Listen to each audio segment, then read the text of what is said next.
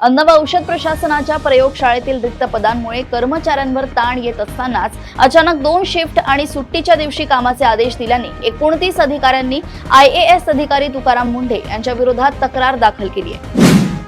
ज्येष्ठ नागरिक आणि महिलांना सवलतीचा प्रवास सुलभ व्हावा आणि कार्ड मिळण्यात गैरसोय होऊ नये म्हणून राज्य सरकारने NCMC स्मार्ट कार्ड अनिवार्य करण्याच्या मुदतीत 1 सप्टेंबर पर्यंत वाढ केली आहे। पुण्यातील वाहनांची संख्या प्रचंड वाढल्याने MH12 ही प्रसिद्ध मालिका संपण्याच्या उंबरठ्यावर असून RTO आता अल्फा न्यूमेरिक मालिकेचा पर्याय आणण्याच्या विचारात आहे। POPच्या मूर्तींचा पुनर्वापर करता येतो तर शाडूच्या मातीचा गाळ साचून जलस्रोतांचे नुकसान होते असा अजब दावा POP मूर्तिकार संघटनेने मुंबई उच्च न्यायालयात केला आहे। केंद्र सरकारने संसदेतील खासदारांची संख्या वाढवण्यावर भर देण्याऐवजी देशातील तरुणांसाठी रोजगाराच्या संधी निर्माण कराव्यात असा टोला उद्धव ठाकरे यांनी लगावलाय।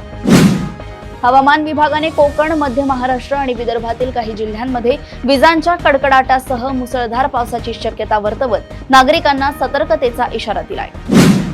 सावित्रीबाई फुले पुणे विद्यापीठात प्रवेश न घेता बेकायदेशीरपणे बनावट पदवी प्रमाणपत्र बनवून दिल्याचे सिद्ध झाल्याने कर्मचारी रमेश मुखेकर याला सेवेतून निलंबित करून पोलिसात तक्रार दाखल करण्यात आली। अमरावती ग्रामीण पोलिसांनी माहुली जहागीर हद्दीतील बंद फॅक्टरीवर छापा मारून सुमारे 7,750 किलो सरकारी रेशनचा तांदूळ आणि वाहनासह 7,25,000 रुपयांचा मुद्देमाल जप्त केलाय। अपुरे नियोजन आणि पर्यटकांचा अत्यल्प प्रतिसाद यामुळे रत्नागिरी जिल्हा परिषदेचा सिंधुरत्न योजनेअंतर्गत सुरू केलेला 6 कोटी 12 लाखांचा हाऊसबोट प्रकल्प पूर्णपणे गुंडाळावा लागलाय।